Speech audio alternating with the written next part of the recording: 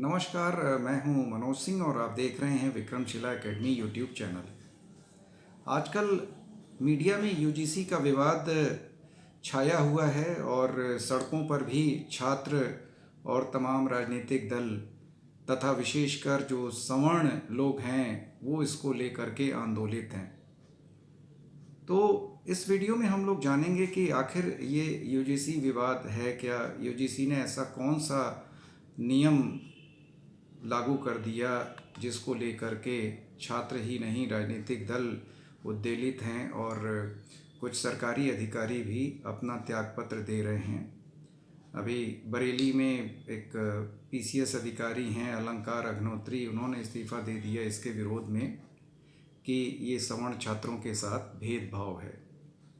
दरअसल देश में उच्च शिक्षा की नियामक संस्था है यूजीसी, यूनिवर्सिटी ग्रांट कमीशन, और देश में जितना भी हायर एजुकेशन है उसको ये नियम या नियामक का काम करती है।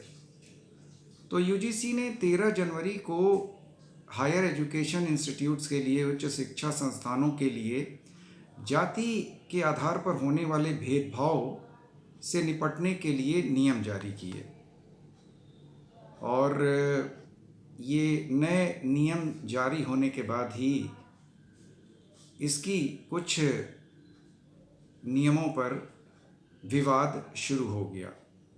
यूजीसी ने इससे पहले पहली बार 2012 में समानता नियमों को जारी किया था और अब जो नया नियम उसने जारी किया है, सारे विवाद की जड़ यही है। अब आखिर यूजीसी को ये समानता नियम या जो ये नया नियम जो विवाद का कारण बना है, इसको जारी करने की आवश्यकता क्यों पड़ी? क्यों यूजीसी ने ये जारी किया? दरअसल यूजीसी ने ये नए नियम सुप्रीम कोर्ट की दखल के बाद जारी किया, सुप्रीम कोर्ट के निर्देश पर जारी किया। दरअसल 2016 में आपको लोगों को अगर याद होगा तो हैदराबाद विश्वविद्यालय का एक छात्र था, रोहित वेमुला, पीएचडी का छात्र था, और उसने आत्महत्या कर ली थी और आरोप ये लगा था कि जातीय भेदभाव के कारण उसने आत्महत्या करी थी। इसी तरह से 2019 में एक मुंबई मेडिकल कॉलेज की छात्रा थी पायल तडवी, उसने आत्महत्या कर ली थी और इन दोनों की माताओं ने सुप्रीम कोर्ट में याचिका दायर करी थी कि उनके बच्चों ने आत्महत्या कर ली जातीय भेदभाव, जातीय प्रताड़ना के कारण अपने शिक्षण संस्थाओं में। सुप्रीम कोर्ट में उनकी माताओं की याचिका पर सुनवाई के बाद सुप्रीम कोर्ट ने यूजीसी को समानता नियमों को लागू न करने पर फटकार लगाई और ये फटकार तगड़ी फटकार थी। और इसमें ये जो मामले थे दोनों की माताओं के, ये जस्टिस सूर्यकांत और जस्टिस भुइया की बेंच में थे और दोनों ने ही कहा कि भाई आप नए समता नियम लागू करिए कि उच्च शिक्षा संस्थानों में छात्रों को जाति के आधार पर भेदभाव का सामना न करना पड़े। और इस नियम के अनुसार हर उच्च शिक्षा संस्थान में जो समानता को स्थापित करने वाले जो भी व्यवस्थाएं हैं वो होनी चाहिए। अब उसके बाद एक संसदीय समिति बनी, दिग्विजय सिंह जो कांग्रेस के नेता हैं उनकी अध्यक्षता में, और वो जो दिग्विजय सिंह की अध्यक्षता में जो समिति बनी 30 सदस्यों वाली समिति थी और उसमें कई राजनीतिक दलों के नेता थे। हालांकि आधे से ज़्यादा तो उसमें भाजपा के नेता थे। 30 में से 16 जो उसके नेता थे वो भारतीय जनता पार्टी के थे, जिन्होंने इस पर विचार किया, जो सुप्रीम कोर्ट के निर्देश थे समानता को लेकर के, जाति भेदभाव को लेकर के। तो उसमें बीजेपी के 16 सदस्य थे उस समिति में, कांग्रेस के 4, समाजवादी पार्टी के 3, टीएमसी के 2, सीपीएम का 1, डीएमके का 1, एनसीपी अजीत गुट का 1, एनसीपी शरद गुट का 1 और आम आदमी पार्टी का 1। और जो प्रमुख नेता थे, स्वाति मालीवाल थी, बांसुरी स्वराज भाजपा की, करण भूषण सिंह कैसरगंज के जो सांसद हैं, चर्चित बृजभूषण सिंह दबदबे वाले, उनके ये पुत्र हैं, राजीव राय घोसी से सांसद। इसके अलावा भारतीय जनता पार्टी के मुखर नेता रविशंकर प्रसाद, संबित पात्रा।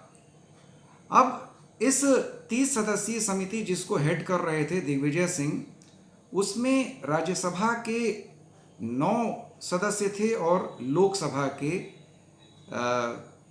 21 सदस्य थे। अब इस समिति ने जो सुझाव दिया, उसके आधार पर नियम बनाए गए और इस नियम के अनुसार हर उच्च शिक्षा संस्थान में, चाहे वो प्राइवेट हो या सरकारी हो, विश्वविद्यालय हो या डिग्री कॉलेज हो, तो हर शिक्षा संस्थान में एक समान अवसर केंद्र ईओसी के गठन की बात की गई, एक समता समिति के गठन की बात की गई और समता समूह के गठन की बात की गई। तो जो इसमें सबसे प्रमुख था ईओसी यानी समान अवसर केंद्र, यानी सभी को समान अवसर मिले, विशेषकर जो आरक्षित वर्ग है उसको। और इस समान अवसर केंद्र यानी ईओसी में कॉलेज के 5 शिक्षक होंगे और हालांकि इसमें कोई रिजर्वेशन नहीं रखा गया कि वे शिक्षक किस वर्ग से आएंगे।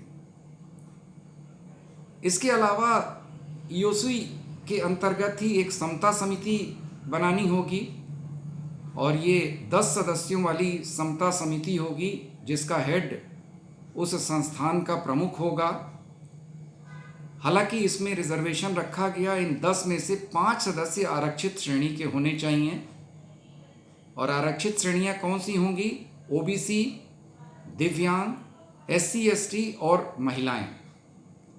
अब जो विवाद का एक प्रमुख कारण जो बनाया गया कि इस समिति में या जो आरक्षित वर्ग में ओबीसी को रखा गया, ये विवाद का कारण बना। आगे भी हम लोग इस पर अभी चर्चा करेंगे, पहले हम लोग इन समितियों के बारे में समझ लेते हैं। अब जो शिकायत होगी, जो पीड़ित छात्र होगा वो शिकायत जब करेगा तो उस शिकायत पर सुनवाई करने के बाद 24 घंटे के अंदर ही बैठक करनी होगी इस समिति को और 15 दिन के भीतर संस्थान प्रमुख को रिपोर्ट सौंपनी होगी और संस्थान प्रमुख को भी 7 दिन के भीतर कार्रवाई प्रारंभ करनी होगी। और संस्थान प्रमुख जो कार्रवाई करेगा या जो फैसला देगा, अगर छात्र उससे संतुष्ट नहीं है तो उसके फैसले के खिलाफ 30 दिन के भीतर लोकपाल के सामने अपनी अपील वो कर सकता है। और लोकपाल के ऊपर भी बाउंडेशन डाली गई कि लोकपाल 30 दिन के भीतर इस पर फैसला करेगा और अगर ऐसा नहीं होता है तो यूजीसी उस संस्थान की मान्यता रद्द कर सकता है। तो ये हो गया। इसके अलावा एक समान समूह भी गठित करने की बात करी गई और ये समान समूह का काम क्या था कि इन्हें परिसर में भेदभाव पर नज़र रखनी थी और उसे रोकने के लिए इस पर काम करना था। इस समान समूह को इन्हें सचल रहना होगा और संस्थान में भेदभाव की घटनाओं की रपट के लिए 24 घंटे के लिए एक समता हेल्पलाइन बनानी होगी और इन्हें समता दूत नियुक्त करने होंगे। तो ये पूरा नियमावली में था। अब आखिर दिक्कत क्या हुई, आखिर इस पर विवाद हुआ क्यों, विवाद का कारण क्या है? तो इसके विवाद का प्रमुख कारण है जो यूजीसी ने ये नियम जारी किए और उन नियम में जो 3C है और इसी की संवैधानिकता को लेकर के सुप्रीम कोर्ट में भी चुनौती दी जा रही है। जो जनरल के छात्र हैं या जो सवर्ण लोग हैं उनका विरोध यही है कि अभी तक SC ST के लिए ही जो भी भेदभाव की बातें होती थीं अब इसमें OBC के खिलाफ होने वाले भेदभाव को भी रखा गया है।